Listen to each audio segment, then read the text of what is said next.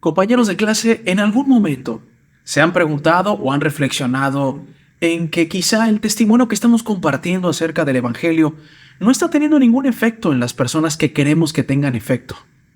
Algunos de ustedes en casa son miembros únicos de su familia y han tratado de dar el mejor de los ejemplos domingo a domingo y durante todos los días de la semana.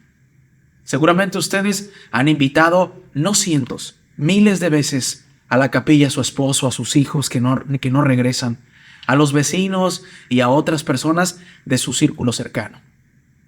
Y quizá usted se pueda ir a la cama pensando, creo que esto no vale la pena, creo que estoy luchando sola.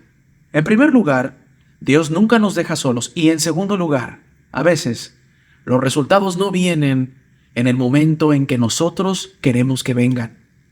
A veces los resultados vienen, hermanos, en el momento en que Dios juzga prudente.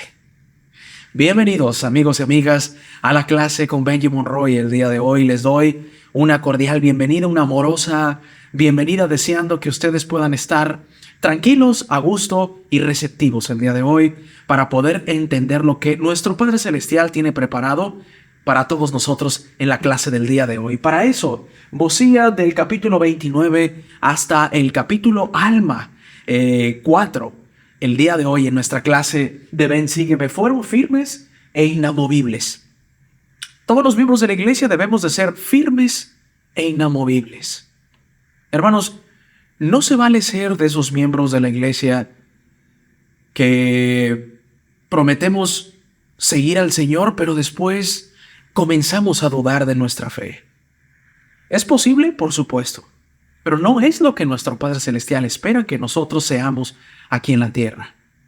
El Padre Celestial espera que no nos conformemos con nuestro testimonio obtenido cuando nos bautizamos, sino que vayamos nutriendo nuestro testimonio con el paso del tiempo, hasta que nos convirtamos en miembros de la iglesia firme e inamovibles.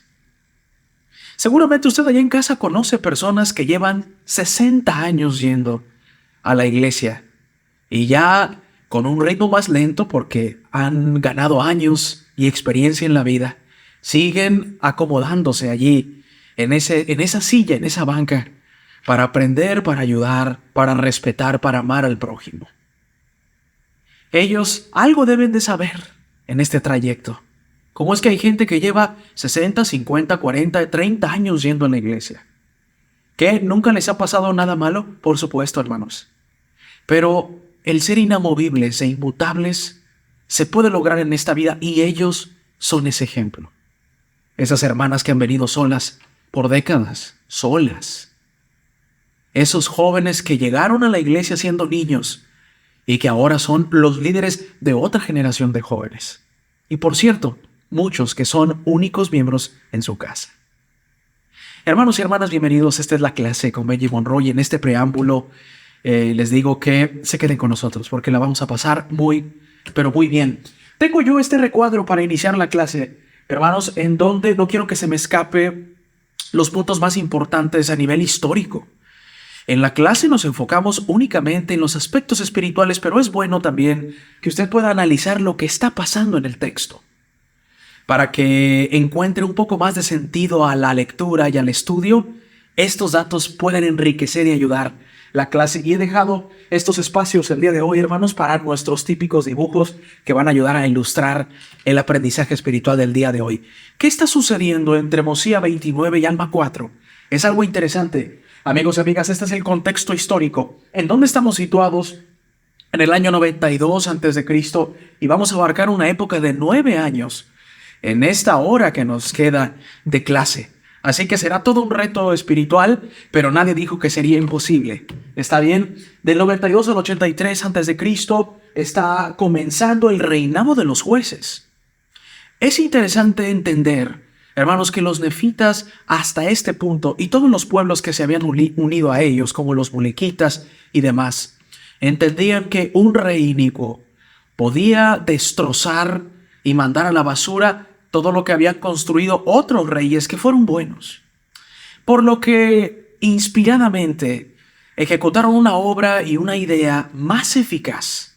No quiere decir que el haber tenido rey no hubiese sido importante. Lo fue mientras los reyes siguieron a Dios.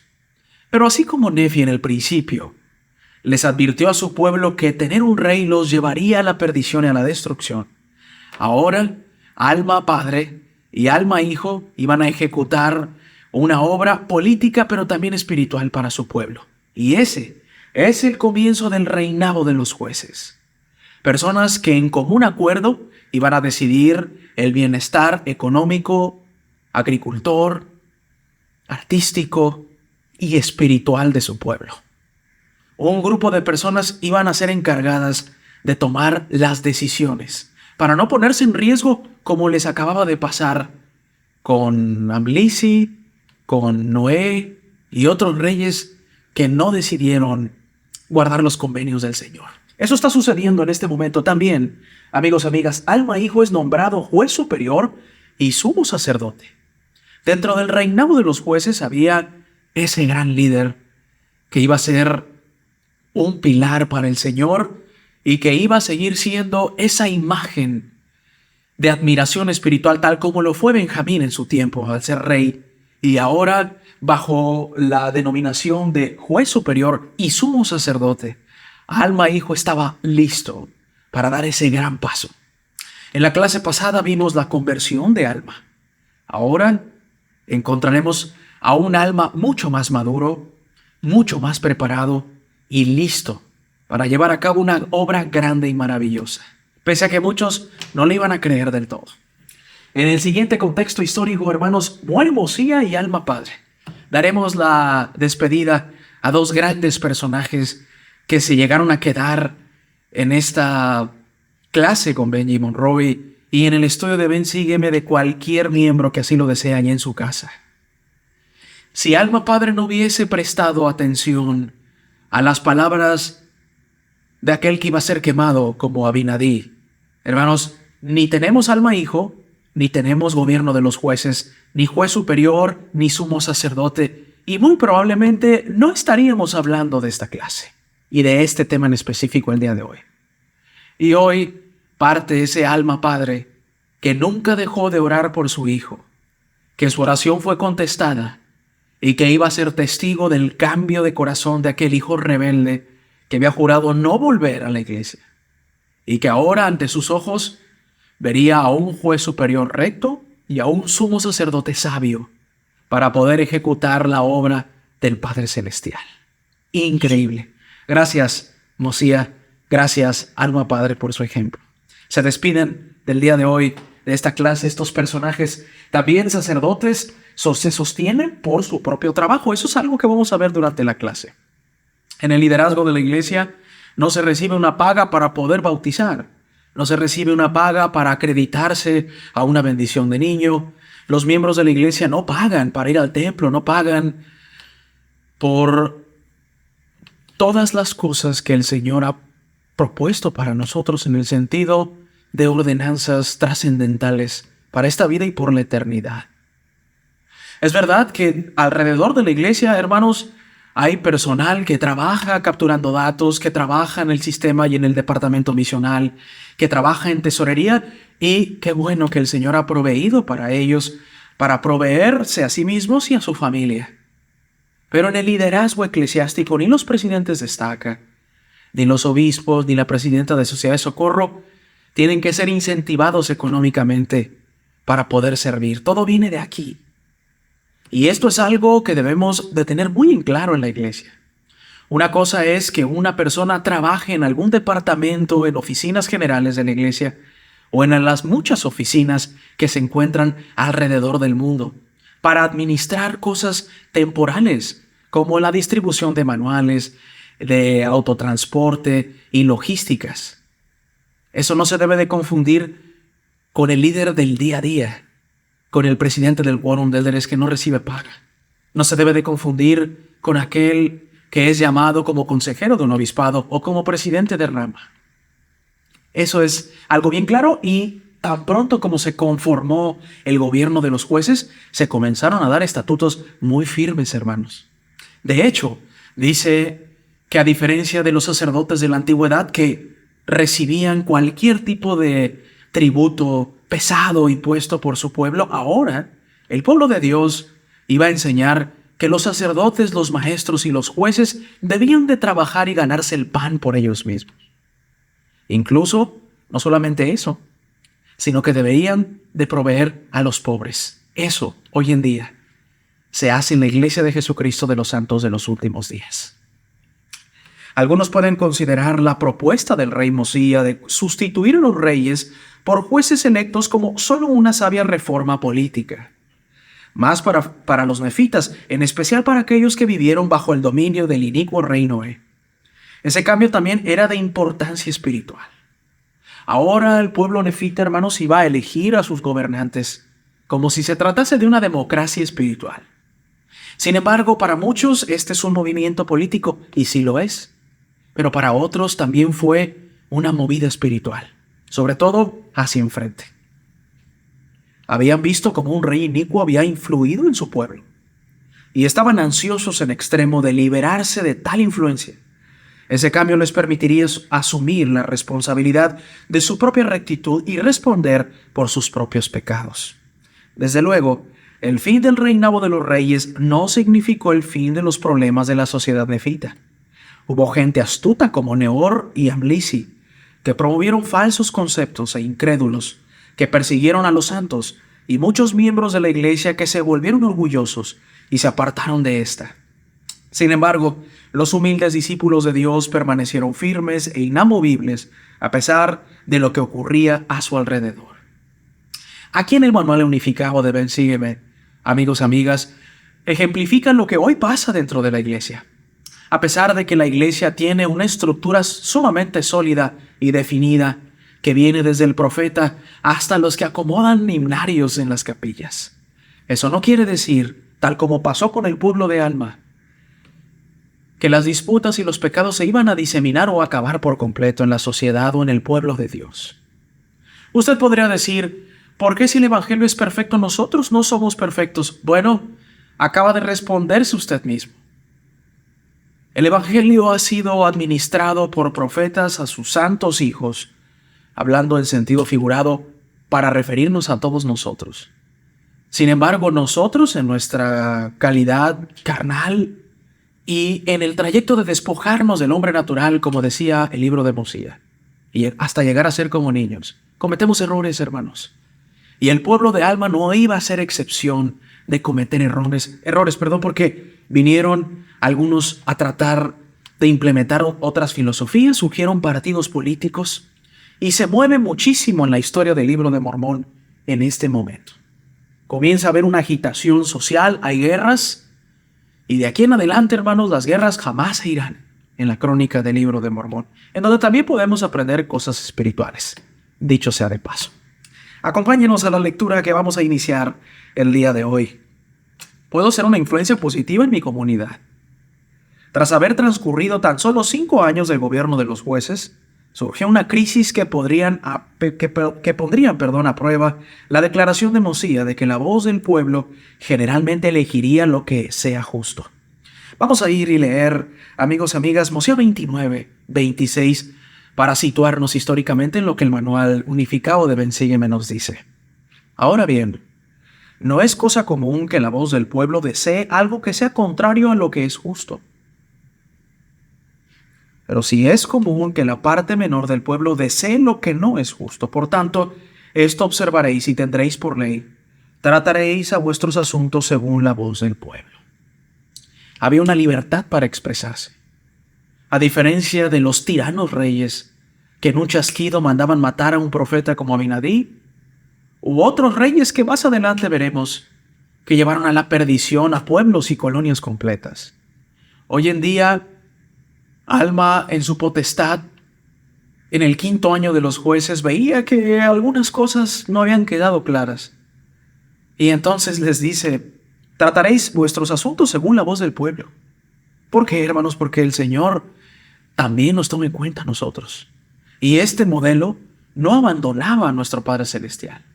Trataba de buscar otro método para ser un poco más eficaz. Y entonces encontrar más fácil las necesidades de un pueblo que con el rey Noé se sentía completamente ignorado. Alma padre había sido esclavizado junto con todo su pueblo y habían servido como esclavos. Habían servido como esa servidumbre que no valía de nada. Y eso no quería pasar ahora en la sociedad. Estudia Alma capítulo 2 del 1 al 7 para descubrir cuál era el problema y qué hicieron los nefitas al respecto. Acompáñenos a Alma 2, amigos y amigas, adelantándonos un poco y después regresando para empezar a ver muchos más aspectos interesantes. Y aconteció que al principio del 5º año de su gobierno empezó a surgir la contención entre el pueblo, pues cierto hombre llamado Amlici, hombre muy astuto, sí, versado en la sabiduría del mundo, siendo la orden del hombre que asesinó a Gedeón con la espada y que fue ejecutado según la ley. Y este Amlici se había atraído a muchos con su astucia, sí, a tantos que empezaron a ser muy fuertes y comenzaron a esforzarse por establecer a Amlici como rey del pueblo. Ahora bien, esto alarmó mucho a la gente de la iglesia y también a todos aquellos que no habían sido atraídos por las persuasiones de Amlici. La voz del pueblo debía instituir aquellas cosas. Por tanto, si Amlici llegara a granjearse en la voz del pueblo, dado que era un hombre perverso, los privaría de sus derechos y privilegios de la iglesia, porque su intención era destruir la iglesia de Dios. Y sucedió que se reunió el pueblo por toda la tierra, todo hombre según su opinión, ya fuera a favor o en contra de Amlici, en grupos separados, ocasionando muchas disputas y grandes contenciones entre unos y otros. Y así se reunieron para expresar sus opiniones concerniente al asunto y las presentaron ante los jueces. Y aconteció que la voz del pueblo resultó en contra de Amlici, de modo que no fue hecho su rey. Amlici era ese rebelde confuso que trataba de confundir efectivamente a los demás, que intentó derrocar el gobierno de los jueces que tanto trabajo había costado formar. Amigos, y de ese modo el pueblo tuvo más poder y Amlici no fue elegido como rey. En una democracia espiritual muy eficaz hasta ese punto. Dice más adelante, ¿qué podría haber pasado si la gente de la iglesia no hubiera expresado su opinión?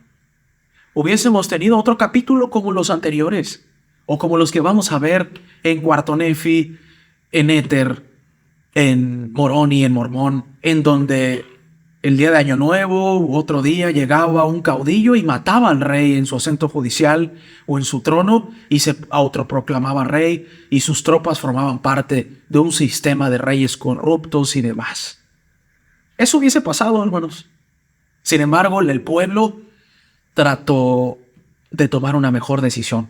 Si nosotros aplicamos esto a nuestras vidas, podemos ver rastro de esto en los consejos de barrio, en las juntas de correlación de estaca de obispado o en las organizaciones auxiliares. En la iglesia no se le da el poder absoluto al obispo para hacer lo que quiera hacer o lo que le parezca hacer. En la iglesia de Jesucristo de los santos de los últimos días, al obispo se le llaman 2 consejeros. ¿Qué hacen los consejeros? Dar consejo. Cuando el obispo tenga un día difícil, el consejero estará ahí para decir, tranquilo, obispo, podemos hacer esto, estamos para ayudar. Cuando la presidenta de la sociedad de socorro esté enemistada con otra hermana de su sociedad, habrá consejeras que la tranquilicen y le digan, hermana, ánimo, que esta es la iglesia del Señor. Cuando la presidenta de la primaria esté tan abrumada, primeramente con sus hijos en casa y luego con los niños, a los que les ayuda a acercarse al Señor cada domingo, habrá consejeras que puedan poner una mano en su hombro y le digan, hermana, aquí estamos. Y así podemos ver que el poder y las decisiones no recaen, incluso por salud mental y emocional, en una sola persona en la iglesia, sino que así como en el gobierno de los jueces, hay un cúmulo de personas que no son perfectas, pero que intentan serlo cada día y parecerse más al Salvador, que estarán allí para aconsejar cuando el cerebro esté cansado, cuando el que ha sido llamado como presidente o presidenta esté desanimado. Esas son las aplicaciones de las Escrituras a nuestras propias vidas el día de hoy. Si usted se pregunta qué tanto se parece el modelo de la iglesia primitiva al actual, vea que hay tantas similitudes e incluso cosas que son idénticas. Más adelante dice, ¿Qué otra cosa aprendes de este relato en cuanto a la forma en que el Señor desea que participes en la comunidad? Vamos a ir a Mosea 29, del 26 al 27, que dice así. Ahora bien, no es cosa común que la voz del pueblo desee algo que sea contrario a lo que es justo, recién leíamos. Pero sí es común que la parte menor, es decir, las minorías, deseen lo que no es justo. Por tanto, esto observaréis y tendréis por ley. Trataréis vuestros asuntos según la voz del pueblo. Y si llega la ocasión en que la voz del pueblo escoge la iniquidad, entonces es cuando los juicios de Dios descenderán sobre vosotros. Sí, entonces es cuando Él os visitará con gran destrucción, sí, como hasta aquí la he mandado sobre esta tierra. Dibujemos, hermanos, al protagonista de la clase, Alma hijo, en calidad de sumo sacerdote y juez superior. Este Alma hijo no era más el chico rebelde. Ya no era más ese que se dormía en las reuniones de la iglesia. Hermanos, ya no era más ese joven que no quería entrar a las clases de seminario. Ya no era más ese joven que lo tenías que casi persuadir a salir a una misión. No, ya no, hermanos. Pronto Alma iba a convertirse en uno de los mejores misioneros y más eficaces de la historia de la humanidad, como lo traté de observar en la clase pasada. Pero ahora, Alma era un hombre hecho y derecho. Miren, hermanos, hasta guapo va a salir este Alma aquí. Y Alma seguramente, hermanos, comenzó a dar uno de los mejores ejemplos. Ya se había equivocado mucho en su vida, pero estaba listo, hermanos, para dar el mejor de los ejemplos. Un ejemplo que iba a quedar como el de su padre. Él no quería defraudar a su padre, que ya lo había visto de por sí en la peor etapa de su vida. Alma, de acuerdo a lo que estamos diciendo, amigos y amigas, había dictado democracia.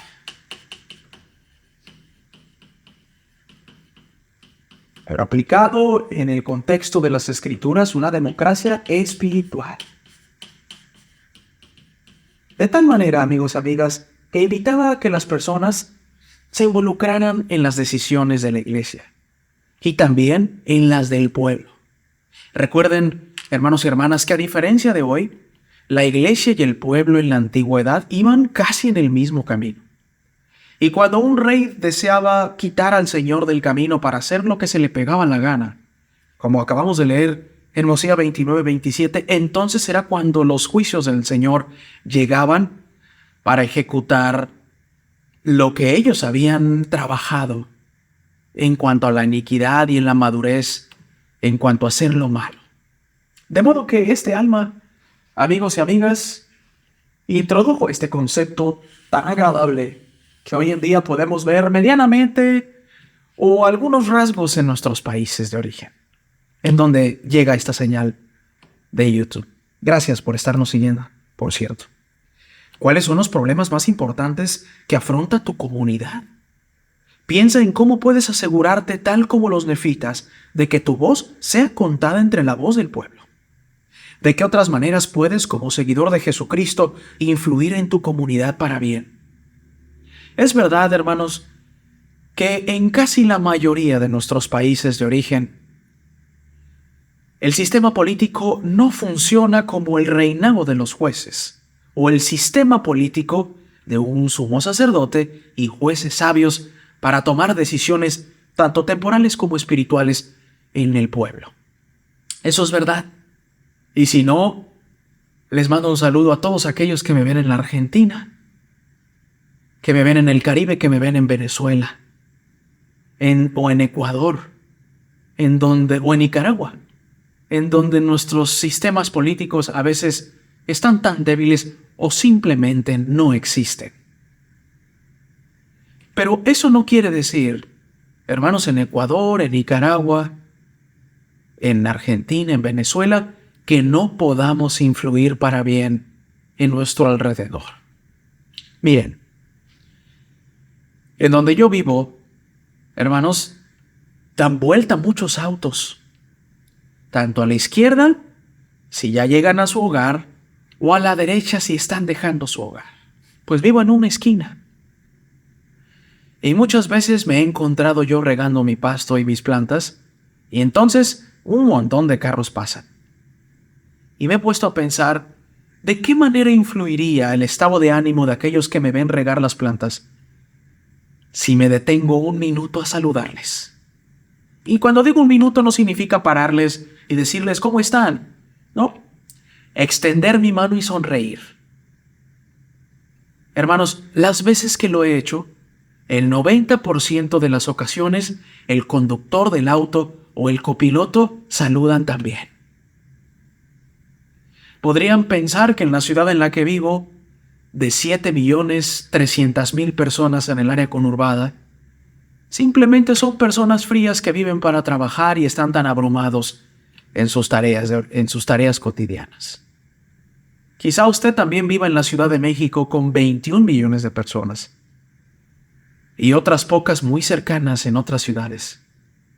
Tal vez usted me vea en Nueva York, en donde también son 21, 22 millones de personas.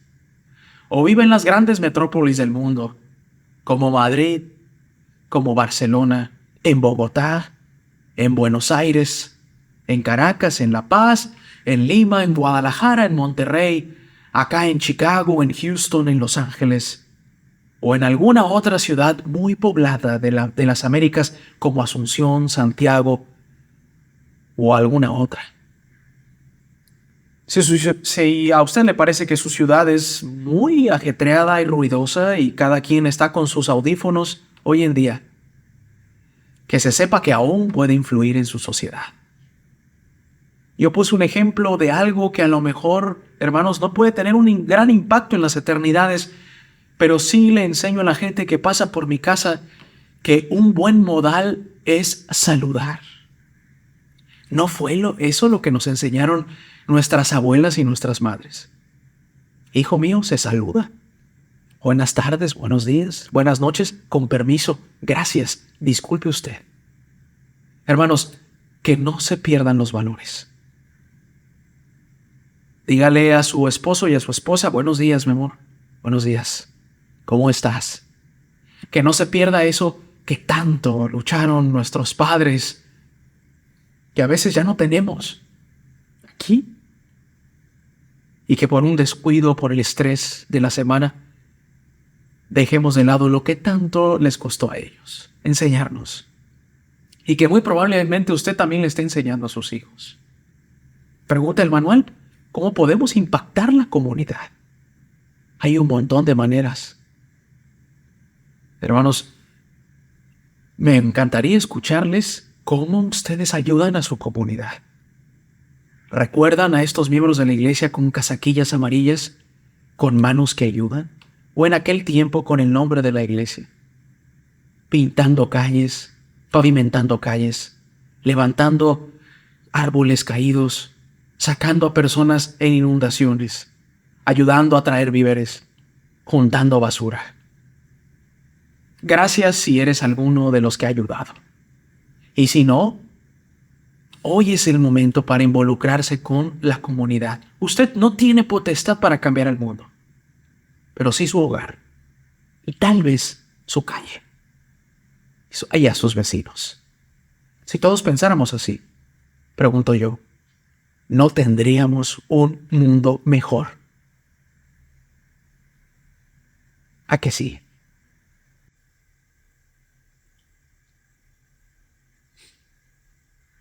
La palabra del Dios o la palabra del Señor puede ayudarme a reconocer la falsa doctrina. Una vez que nosotros seamos personas positivas en nuestra comunidad, de los que saludan, de los que se involucran, de los que votan y ejercen su derecho al sufragio efectivo, de aquellos que levantan su basura y limpian su calle todos los días. Una vez que nos hemos convertido en ellos, hermanos, habrá quien nos quiera debilitar. Neor, Amlisi, no podían soportar lo felices que era el pueblo del Señor para tener que venir y meter la cizaña. Esto lo podemos ver, hermanos, en nuestro hogar, en nuestro barrio, en nuestra estaca, en nuestra comunidad, en nuestro trabajo, en la calle. Hay gente a la que no le gusta ver feliz a otros. Por muchas razones, hermanos, no vamos a juzgar a nosotros, porque no formamos parte de la potestad que tiene el Señor. El que juzga es Dios y la persona se arreglará con él. Nosotros podemos observar y aprender lo bueno y desechar lo malo. Tan sencillo como eso. Hermanos, pero hay gente a la que le pican los ojos cuando ven a una familia feliz en el parque. Y por razones de su niñez y por razones de que lucha con las drogas o con las malas amistades, hay gente que se dedica a tirar la basura que usted un día antes juntó o a rayar la pared que otra vez el mes pasado usted y el quórum de diáconos y maestros habían pintado. Cuando esas personas vienen, hermanos, generalmente no se regresan solos, arrastran a muchos. A veces son sigilosos, a veces son muy extrovertidos, pero se desean y su principal objetivo es llevarse a muchos. Y hoy, pregúntenle a YouTube y a TikTok. Está lleno de personas que salieron enojados de la iglesia y están intentando arrastrar a los que puedan. Déjenme decirles a ellos que pierden su tiempo. Porque podrán llevarse a 5, o a 10, o a 500, o a 2000. Pero el Señor, por otro lado, sin que usted, que está tan enojado en la iglesia, se dé cuenta, y que ya haya subido su video de ¿por qué me fui de la iglesia de Jesucristo? Por otro lado, hará que otro se vaya a la misión y bautice lo que tenga que bautizar. Hará otro que se dedica a los medios de comunicación, que suba su material a redes sociales y que le ponga a su video porque regresé a la iglesia. Y el enojado ni se dará cuenta que aquel que lleva 40 años fuera de la iglesia le habló el Señor en un sueño y diciéndole, regrésate a la iglesia. Así de limitado tenemos a veces nuestro entendimiento cuando nos enojamos con el Señor. Cuando creemos que porque me trató mal un miembro de la iglesia, puedo tener el derecho a arrastrar a los demás y hacerles creer que deben de odiar a ese que me trató mal. Y a toda la iglesia si es posible. Hermanos, el juego del Señor no es así. Y si usted quiere jugar así, vean las consecuencias en la anexión del día de hoy de Ven, Sígueme. Hasta este punto de la clase, hermanos, me doy un paso al costado para que usted pueda ver lo que está sucediendo hasta este momento. Hemos repasado contexto histórico, hemos visto dónde estamos situados en la historia y ya estamos avanzando al punto en donde Alma implementa la democracia espiritual, o por lo menos lo que hemos tratado de resumir como democracia espiritual el día de hoy. Una vez que el pueblo es quien elige, como eligió que Amlisi no fuera su rey, pues sentían un peligro espiritual con él.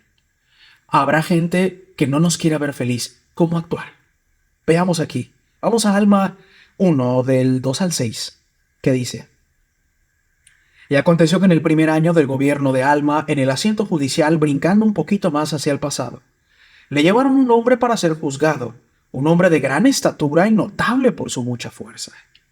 Y éste había andado entre el pueblo predicándole lo que él decía ser la palabra de Dios, importunando a la iglesia, declarando que todo sacerdote y maestro debía hacerse popular y que no debía de trabajar con sus manos, sino que el pueblo debía sostenerlos.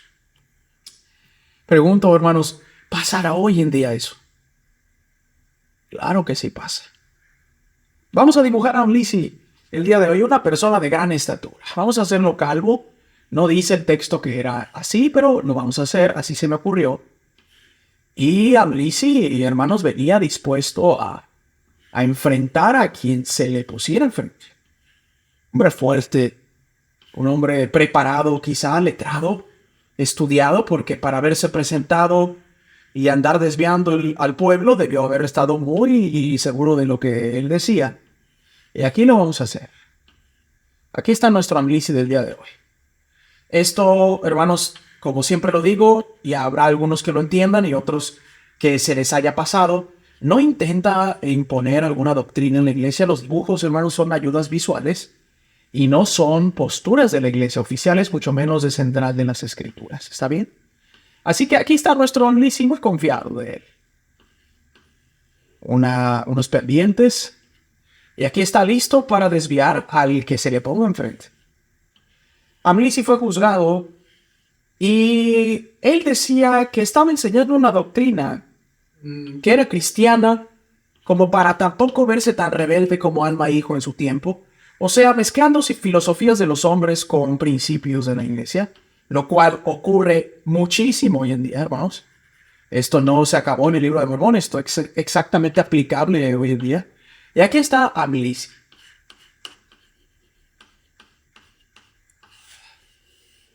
Varios de nosotros podríamos ser Amlisi también. Miren lo que hizo él. Y también testificaba al pueblo que todo el género humano se salvaría en el postrer día, y que no tenían por qué temer ni temblar, sino que podían levantar la cabeza y regocijarse, porque el Señor había creado todos los hombres y también los había redimido a todos, y a fin todos los hombres tendrían vida eterna.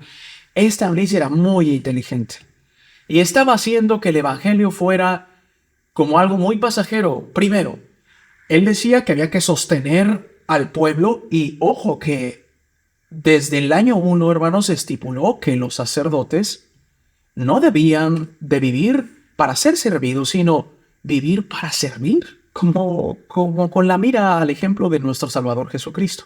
Punto número 1. Y el 2, Amlisi decía que todo el género humano iba a salvarse porque Dios era muy misericordioso. Generalmente las filosofías o las personas que se encargan de ser como Amlisi te dicen una verdad y una mentira. Esto lo enseñó Lucifer. Es verdad que Dios es misericordioso, pero lo que no es verdad es que el Señor va a salvar a todos sin importar si blasfemaron su nombre o no. Eso no es verdad. Y así vemos que mucha gente, dado que sí son movibles y no están tan firmes en su testimonio o en su vida espiritual o personal o emocional. Hermanos, cuando viene una Amlisi a nuestras vidas, rápido caen. Y a veces solamente se necesita un video de 40 segundos en TikTok para que alguien caiga. Todos conocemos a personas que ahora hacen más caso a gente que nunca va a conocer cara a cara y que la encuentra en TikTok o en YouTube, en Facebook, o en Instagram o en cualquier medio social, que hasta sus propios padres, que con tanto esfuerzo se han vuelto inamovibles e imbatibles en su testimonio. Así está el mundo el día de hoy. Pero ¿el Señor nos dejará solos? Nunca. Jamás. Aquí están estas clases, hermanos, que ponemos nuestro granito de arena. Aquí están los manuales que nos resumen todo. Ahí están sus líderes imperfectos, pero con un corazón de este tamaño que no cabe en el tórax. Jamás el Señor nos deja solos. Jamás. En el 1 también dice: y sucedió que tanto enseñó estas cosas que muchos creyeron en sus palabras. Y fueron tantos que comenzaron a sostenerlo y a darle dinero. Y empezó a envanecerse con el orgullo de su corazón y a usar ropa muy lujosa. Y aún empezó a establecer una iglesia de acuerdo con lo que él predicaba. Aquí ya vemos, hermanos, que aquí uno decía una cosa y ya se hacían iglesias y lo que sea. Entonces llamaba la atención lo que hacía Amlisi. Se aplica hoy en día exponencialmente en cualquier lugar en donde usted nos esté viendo. Sin embargo, hermanos, Gedeón resistió a Nehor con las palabras de Dios. Aquí vimos el relato de Amlisi. Nehor fue otro. Miren lo que dice del 7 y el 9, ahí en el capítulo 1. Y aconteció que yendo a predicar a los que creían en su palabra, dio con un hombre que pertenecía a la iglesia de Dios. Ojo, hermanos, es una persona de dentro. Hemos tenido a Sherem, que venía de fuera. Hemos tenido a Amlisi. Veremos a Sethron. Ahora veremos a Nehor. Y cada uno es diferente en cuanto a lo que predicaba. Era de la iglesia de Dios. Sí, uno de sus maestros. Y empezó a disputar vigorosamente con él, a fin de descarriar al pueblo de la iglesia. Mas el hombre lo resistió, amonestándolo con las palabras de Dios.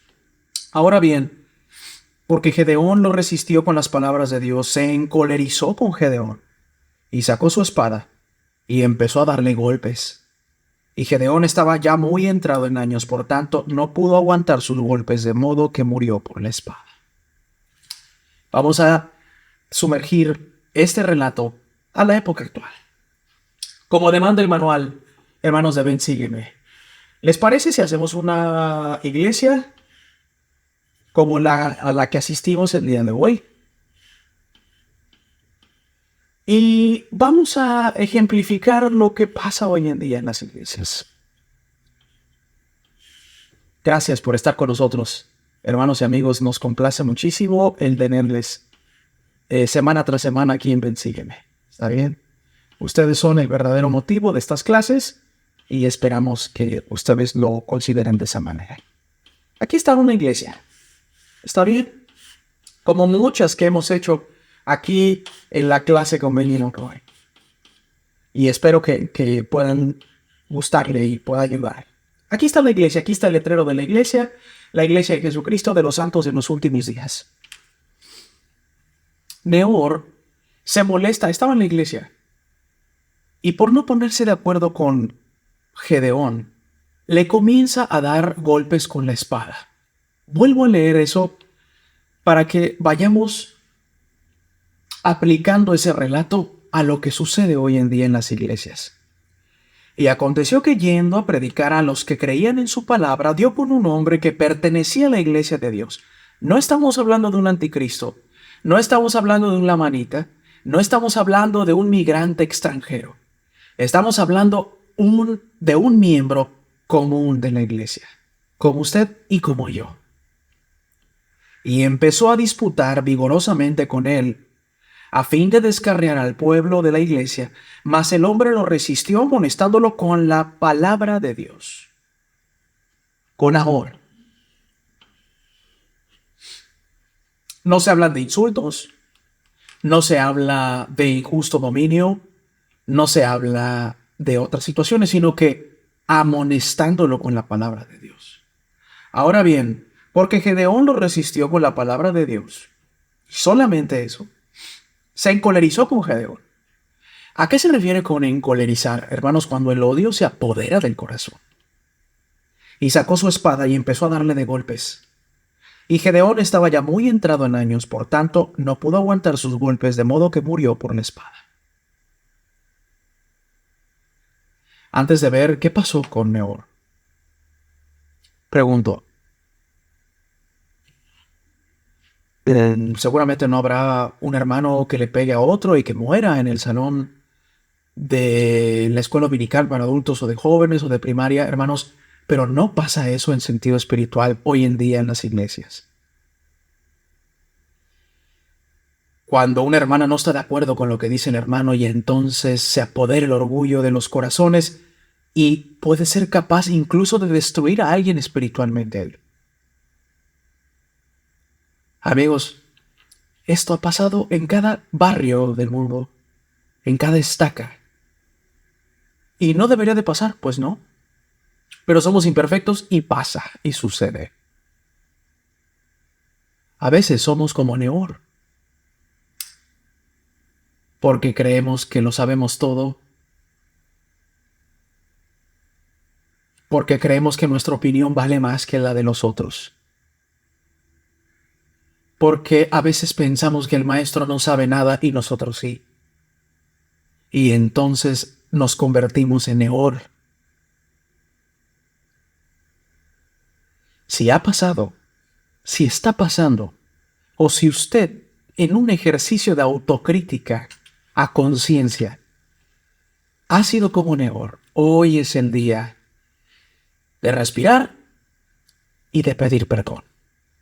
¿Y cómo se pide perdón? Fácil. Vaya y hable con la persona. Y 2, deje de creerse que usted es mejor en la clase, o en la reunión sacramental, o en el quórum. Esto no tiene que decir que debe de dejar de estudiar, al contrario, o que debe de dejar de hablar en la clase. No. Es hablar con el Espíritu del Señor. Es hablar para ayudar a los demás. Es hablar para ayudar al maestro que está nervioso. Pero no para pisar a los demás. no para ejercer injusto dominio o interponer mi propia opinión a la que el Señor nos ha dado en las Escrituras. Pueden darse cuenta que un relato que a lo mejor para usted siempre que lo leyó, pues simplemente era histórico, o un relato por allí desbalagado en el libro de Mormón, tiene una aplicación hoy en día a nuestros días. Así es la escritura dictada por el Señor, que nos invita a aplicarlo siempre a nuestras propias vidas. Dice más adelante en el manual, que has aprendido de los profetas vivientes que refute las falsas enseñanzas de nuestros días. Un ejemplo fácil puede ser la proclamación para el mundo de 1994-95, cuando aparece la proclamación.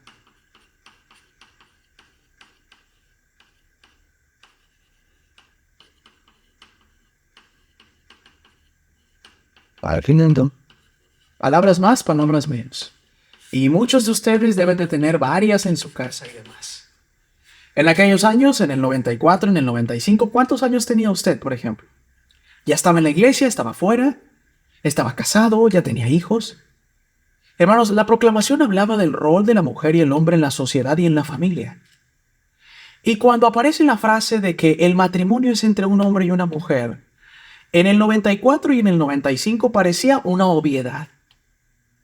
En general, la sociedad lo veía así en aquel tiempo. Si no, eche un vistazo, un flashback a su videocasetera y pongan lo que se decía en las noticias. Era totalmente normal. Es verdad que desde Adán y Eva había personas que trataron de destruir el modelo familiar desde el principio. Hoy en día, cuando en la mayoría de nuestros países el hombre puede decidir conservar el sexo con lo que el Señor lo mandó a la tierra o no. En la mayoría de nuestros países, las personas pueden decidir unirse con personas de su mismo sexo o con ambos, los cuales también respetamos, porque también son hijos de Dios y los debemos de amar. A pesar de esos ejemplos que vemos en cada país, hoy la proclamación, la familia, una proclamación para el mundo, cobra mucho más sentido. Antes de que se hiciese legal en nuestra ciudad y en nuestro país, 2 o una década y medio antes, el Señor venía con una revelación para nuestros días. Y allí entre líneas, sin mucho aspaviento, testificaba el Señor mediante sus profetas. En la familia debía de ser regida por un padre y una madre, enseñando a la manera del Señor los principios a sus hijos, y de esa manera tener éxito a nivel social y, por supuesto, a nivel espiritual, como lo requería Alma, como invitaba a Alma a hacerlo. ¿Ven cómo la revelación se anticipa a muchos años antes de que la sociedad se dé cuenta que esa es la clave? Y si no, pregúntenle a Emma y a José, cuando en el principio, antes de darse la revelación de la palabra de sabiduría, y que los primeros miembros mascaban el tabaco para dejarlo tirado, y tras una queja de una esposa desesperada, vino la voz del Señor diciendo: tabaco no utilizarás. Muchos años antes, 150 años antes de que la ciencia descubriera que el tabaco produce cáncer. Cuando usted era chico y prendía ese televisor de perillas, de bulbos, aparecían en televisión incluso niños conviviendo con señores en los comerciales en donde todos fumaban, porque era algo bien visto. Ni pensar en área de no fumadores. Sin embargo, hermanos y hermanas, el Señor se anticipa y habla a sus profetas con mucha anticipación. Y les dice: hagan esto. Pero Padre Celestial, todo el mundo fuma. Háganlo. Porque dentro de 100 años, cuando un montón de personas se mueran a causa del alcohol y del cigarro, entonces querrán regresar a las bases y el pueblo, mi pueblo, ya estará preparado. Así el Señor amonesta a su pueblo por medio de profetas y refuta las filosofías de los hombres. ¿Qué queda ahora para nosotros, hermanos? Cuando vemos convaleciente al presidente Hinckley, al presidente Russell M. Nelson, en su momento el presidente Hinckley, en su momento el presidente Monson, que nos dicen, estudien, ven, síganme en casa. Que nos dicen, vayan al templo. Que nos dicen, vayan por su testimonio. Es porque nos van a prevenir para lo que viene. Y si no, vaya al video y regrese 2 minutos y entenderá por qué lo estamos diciendo en día de hoy. O por qué el Señor lo está diciendo a través del manual de Ven, sígueme o de un servidor, que soy un instrumento solamente en las manos del Señor. Dice más adelante, los verdaderos discípulos de Jesucristo son humildes discípulos de Dios. Los verdaderos discípulos no se parecen a Amblisi, amigos y amigas. No buscan vanagloriarse, no buscan dinero de la gente, no son así. Buscan ser humildes y servir a los demás. Vamos a ese capítulo 1 del 19 al 30 que dice, pero aconteció que los que no pertenecían a la iglesia de Dios empezaron a perseguir a los que pertenecían a ella y habían tomado sobre sí el nombre de Cristo. Si los perseguían y los injuriaban con toda clase de palabras, y esto a causa de su humildad, porque no eran orgullosos a sus propios ojos, y porque se impartían mutuamente la palabra de Dios sin dinero y sin algún precio. Ahora bien, había una estricta ley entre el pueblo de la iglesia, que ningún hombre que perteneciese a la iglesia se pusiera a perseguir a aquellos que no pertenecían a ella, y que no había de haber persecución entre ellos mismos. Sin embargo, hubo entre ellos muchos que empezaron a llenarse de orgullo y a contender acaloradamente con sus adversarios, aún hasta golpearse, como lo vimos con Neor y Gedeón. Sí, se daban puñetazos el uno al otro. O sea, ya, hermanos, no quedaba en un simple careo y alguna diferencia. Ya el orgullo había aparecido como algo real. Ahorita vamos a andar en esta palabra que yo la he padecido y seguramente muchos de nosotros también. Y esto aconteció en el 2.º año del gobierno de Alma. Hermanos, no todo era miel sobre hojuelas, ¿eh? Este nuevo sistema despertó los sentimientos más ruines y bajos de muchos que no estaban preparados para un cambio como este. Endurecieron sus corazones y sus nombres fueron borrados, de modo que no los recordaron más entre el pueblo de Dios. Y también muchos se retiraron de entre ellos. Ahora bien, esto fue una dura prueba para los que se mantuvieron constantes en la fe. Sin embargo, fueron firmes e inamovibles en guardar los mandamientos de Dios y sobrellevaron pacientemente la persecución que se les imponía. Y cuando los sacerdotes dejaban su trabajo para impartir la palabra de Dios a los del pueblo, estos también dejaban sus labores para oír la palabra de Dios. Y después que el sacerdote les había impartido la palabra, todos volvían diligentemente a sus labores, y el sacerdote no se consideraba mejor que sus oyentes, porque el predicador no era de más estima que el oyente, ni el maestro era mejor que el discípulo. Y así todos eran iguales y todos trabajaban, todo hombre según su fuerza. Y de conformidad con lo que tenía, todo hombre repartía de sus bienes a los pobres, y a los necesitados y a los enfermos y afligidos, y no usaban ropa costosa, no obstante eran aseados y atractivos.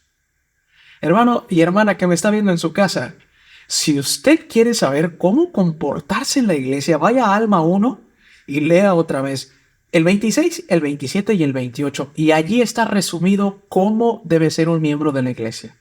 Dice que no usaba ropa costosa, no obstante eran aseados y eran atractivos.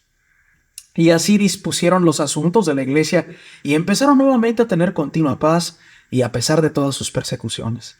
Ahora bien, debido a que la estabilidad de la iglesia empezaron a enriquecerse en gran manera, teniendo en abundancia todas las cosas que necesitaban, una abundancia de rebaños, manadas, animales, cebados, una abundancia de grano, de oro, de plata, de objetos preciosos, de abundancia de cera, de lino fino y toda clase de buenas telas sencillas.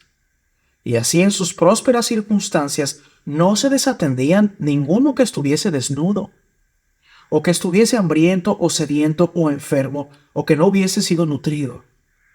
Y no ponían el corazón en las riquezas, Por consiguiente, eran generosos con todos, ancianos, con jóvenes, con esclavos, con libres, varones o mujeres, pertenecieran o no a la iglesia, sin hacer distinción de personas si estaban necesitadas. La clave de cómo ser miembros de la iglesia el día de hoy, en estas capillas, es primero rechazar el orgullo. Y una vez que el Señor nos haga prosperar debido a que hemos cumplido los mandamientos, que no nos olvidemos, que no nos subamos a ese ladrillo del cual podemos caer, que veamos a todos por igual para ayudar.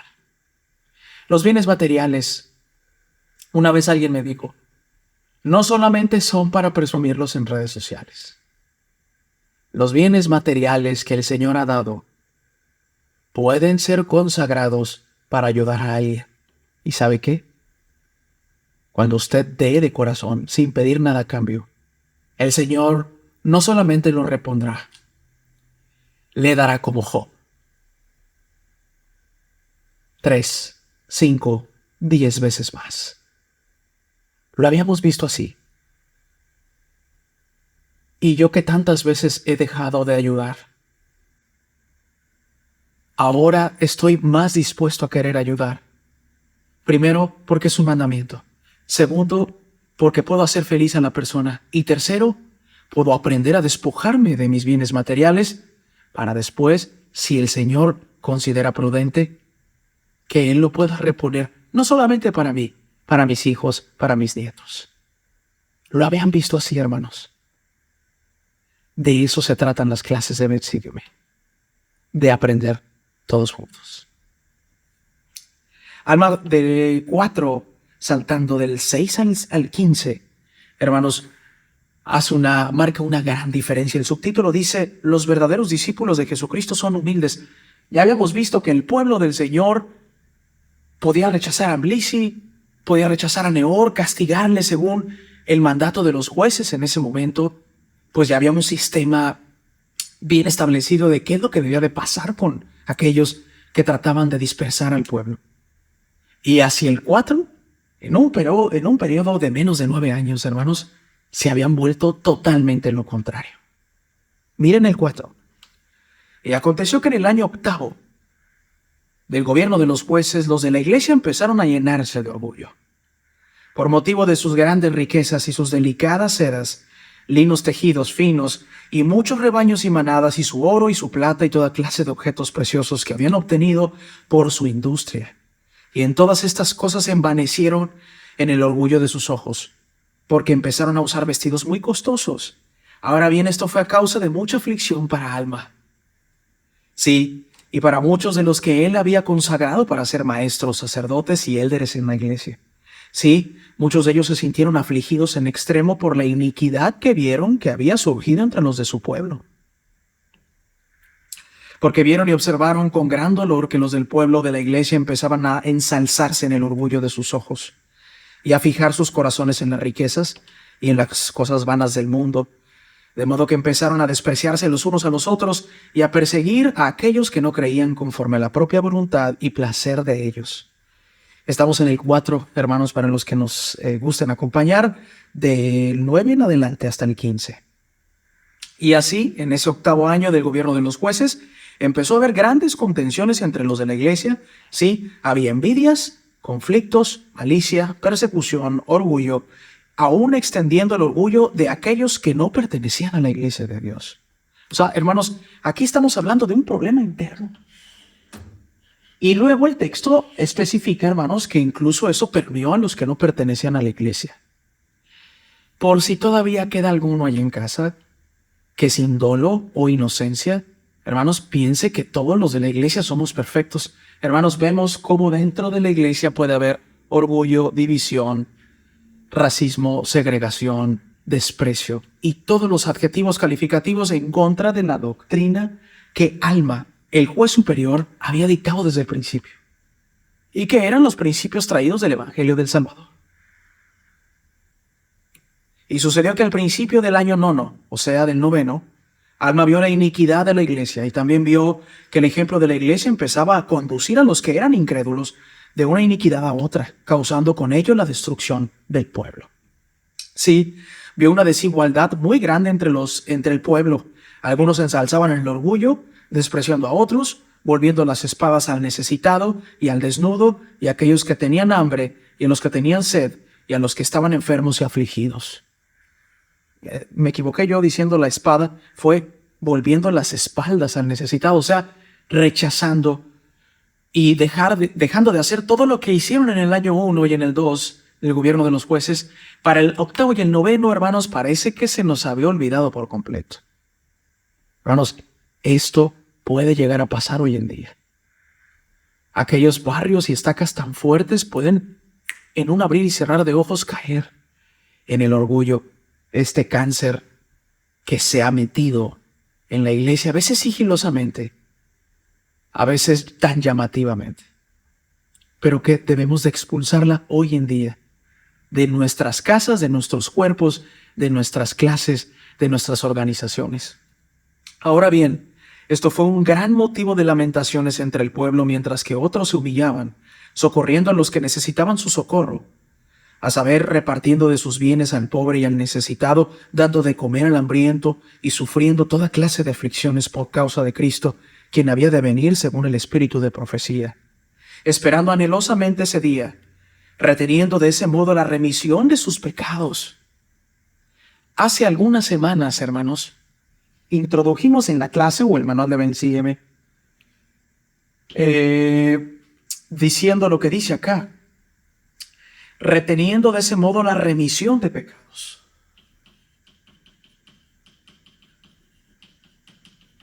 Y vale la pena volverlo a traer, hermanos.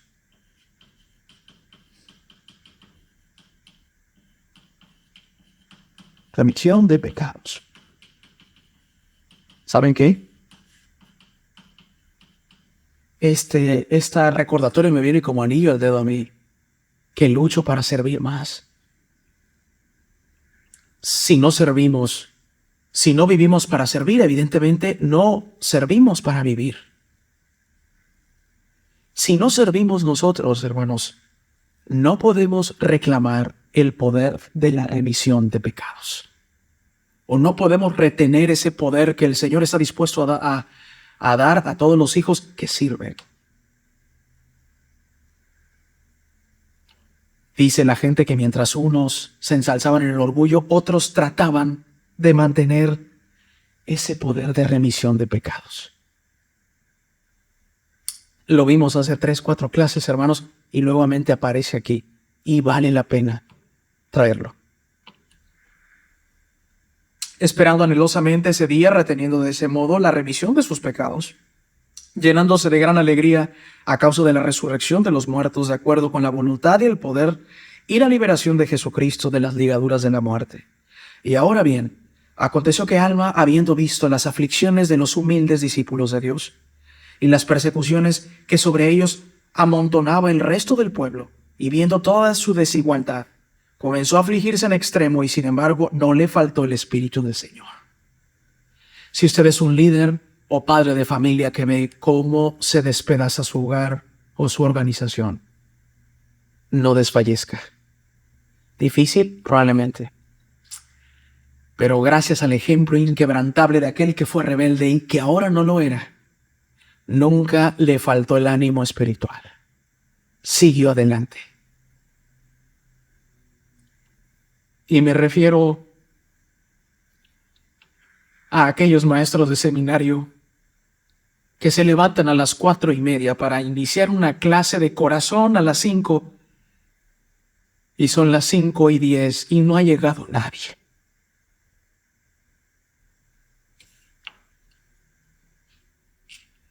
Y me refiero a esas maestras que prepararon obsequios para sus alumnas de Sociedad de Socorro, y motivada por querer ser como los que quieren retener la remisión de pecados, se esmeraron y se desvelaron una noche antes bordando distintivos para las hermanas.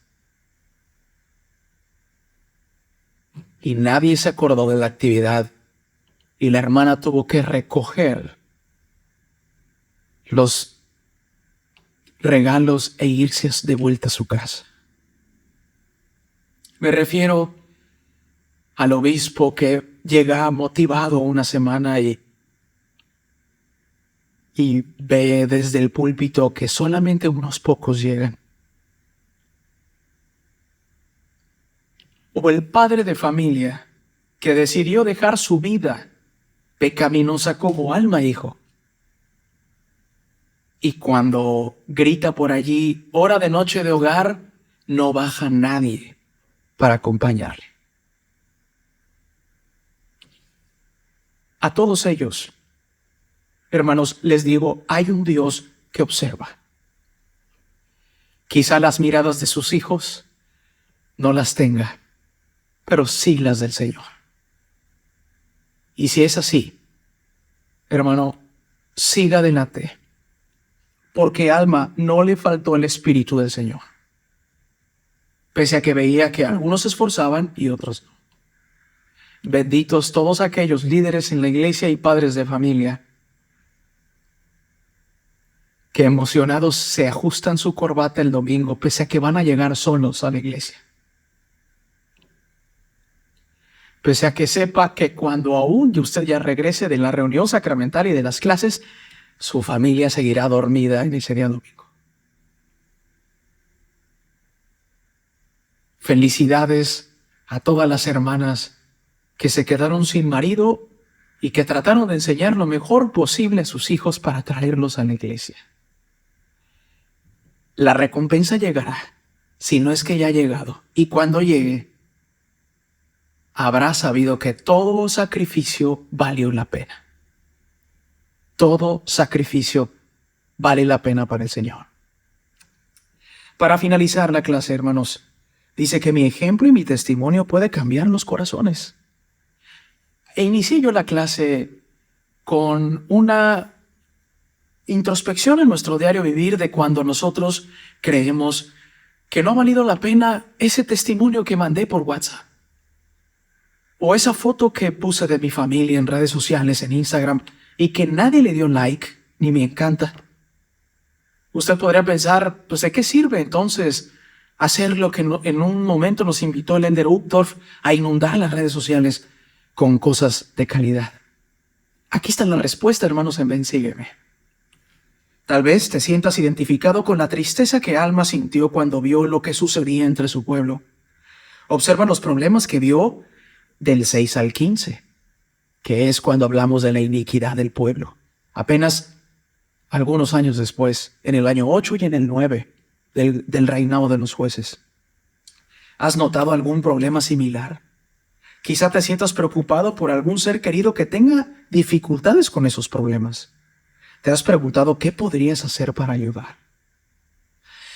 Sí, hemos notado que en la iglesia, en nuestra familia, en nuestra comunidad, hay personas que no están dispuestas a ayudar a los pobres o que se ensalzan en su orgullo porque Dios les ha dado un poco más que a los demás. ¿Qué podemos ayudar? ¿En qué podemos mejorar? ¿Cómo podemos ayudarles a ellos? Algunos podrían decir que Alma, como juez superior, era la persona más indicada para resolver esos problemas. Sin embargo, Alma pensaba que había una mejor manera de hacerlo. Vamos al 16 y al 20, amigos y amigas, para leer del capítulo 4. Y escogió a un hombre sabio de entre los líderes de la iglesia y lo facultó según la voz del Señor.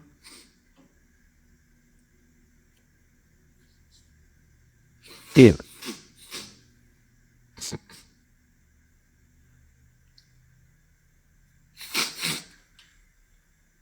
Y escogió un hombre sabio de entre los líderes de la iglesia y lo facultó según la voz del pueblo para que tuviera el poder de decretar leyes de conformidad con las que se habían dado y ponerlas en vigor conforme a la iniquidad y a los delitos del pueblo. Y este nombre se llamaba Nefía y fue nombrado juez superior y ocupó el asiento judicial para juzgar y gobernar al pueblo.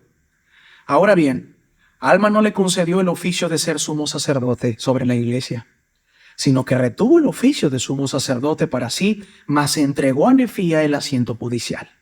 ¿Qué quiere decir, hermanos? Que aquí tenemos una separación de roles de parte de Alma hijo. Seguía siendo sumo sacerdote, pero el asiento judicial lo había entregado a un hombre firme, fiel y temeroso del Señor. Nefía E hizo esto para poder salir él mismo entre los de su pueblo, o sea, entre el pueblo de Nefi, o sea, a fin de predicarles la palabra de Dios, para despertar en ellos el recuerdo de sus deberes, y para abatir por medio de la palabra de Dios todo el orgullo y las artimañas, y todas las contenciones que había entre el pueblo, porque no vio otra manera de descartarlos, sino con la fuerza de un testimonio puro en contra de ellos. Y así, a principios del año 9 del gobierno de los jueces sobre el pueblo de Nefi, Alma entregó el asiento judicial a Nefía, y se decretó completamente el sumo sacerdocio del santo orden de Dios y a dar testimonio de la palabra de acuerdo con el espíritu de revelación y profecía. Hermanos, esta persona que ustedes ven allí en pantalla, del lado derecho, Alma, no se sentía del todo eficaz siendo el sumo sacerdote y el juez superior de la tierra. Y decidió reajustar la estrategia. Alma, hermanos, ya no tenía miedo, pues había pasado días sin poder hablar y dormir. Ahí había sentido miedo, Alma, cuando se les aparece el ángel y les dice: ¿por qué me persiguen? Alma, por supuesto, no iba a tener miedo de cambiar, hermanos. Y después de que el método comenzaba a caducar por el paso de 9 años, en el 9, ellos decidieron cambiar y dar una vuelta de timón. Como cuando no funciona algo en casa y entonces de pasar de leer en las mañanas hay que pasar a leer como familia en las noches. O de no tener ningún momento familiar a implementar un día de la familia dentro de la semana. Los cambios cuando son para bien vienen de Dios. Los cambios cuando son para mal no vienen de Él. Y Alma entendía perfectamente esto a estas alturas de su vida, por lo que entrega el asiento judicial a Nefía y él se va a predicar. Porque sabía que el Señor lo había llamado y le había dado poder y lo iba a convertir en un super misionero, que ya veremos en las próximas clases. Dice más adelante, amigos y amigas, ¿qué te llama la atención en cuanto a su forma de ayudar a su pueblo? Lo acabamos de decir. Quizá allá en casa tengan otra idea de algo que podemos aprender de Alma. Hablamos de esa capacidad de poder cambiar. Ustedes pueden identificar otra virtud de Alma. Si así lo desean, pueden dejarlo en los comentarios y responderé cada uno de ellos como ha sido hasta hoy. Dice más adelante, ¿qué ejemplos has visto del poder de un testimonio puro? Después se habla de que Alma va y comienza su gran ministerio. Muchos de nosotros hemos llegado a la iglesia por un testimonio sencillo y puro de aquellos misioneros que tocaron la puerta de nuestro hogar, o de aquel maestro ministrante, en aquel tiempo maestras visitantes y maestros orientadores que llegaron y nos rescataron de una inactividad en la iglesia de 15, 20, 35 años. A veces, hermanos, los testimonios más poderosos no son aquellos que utilizan demasiadas escrituras memorizadas o pasajes correlacionados. Quizá no. Quizá muchos de esos testimonios puros y sencillos requieren una preparación sincera para poder testificar a la manera del Señor y en base a la necesidad de las personas. Los que servimos y tuvimos la bendición de ir a la misión y servir, podemos darnos cuenta de que eso pasó muchas veces en nuestro diario vivir. A veces con verle a los ojos a una señora, le cambiamos la vida, testificándole: señora, ¿no quiere ser feliz? ¿Y por qué no viene a la iglesia para intentarlo? Y entonces, hoy en día, esa señora que muchos de nosotros encontramos en un mercado móvil en la calle llamado tianguis en muchos de nuestros países, hoy es la esposa del obispo. Es la presidenta de la Sociedad de Socorro. Sirve en un llamamiento general en Lago Salado. O sirve en una misión de tiempo completo con su esposo como misioneros de barrio. Hoy es aplicable eso. Y no ha pasado de moda testificar de manera sencilla que puede cambiar las vidas de los demás.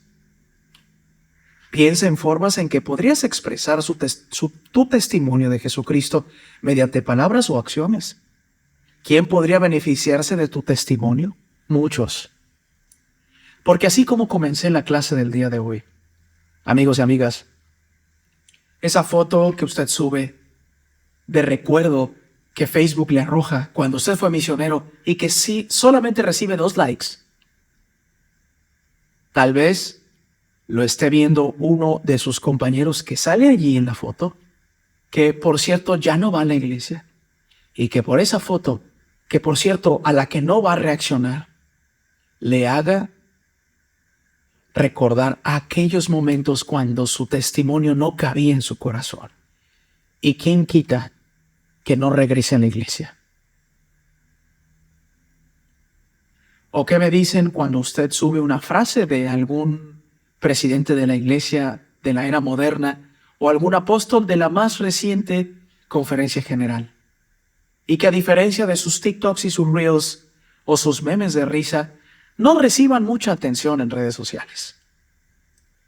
Pero quizá esa frase de la hermana Burtu, del elder Pingree, del elder Christofferson o del profeta Russell M. Nelson le pueda ayudar a alguien a cambiar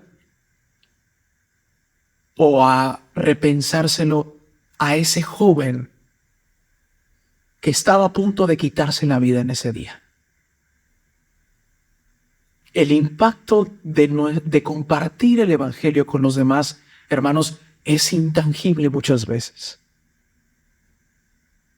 Quizá ese día que usted se tome una foto y la lleve a redes sociales con su familia en el templo, haga que otra familia se motive y haga los preparativos para que ellos también vayan al Santo Templo. Así es el Evangelio de Jesucristo.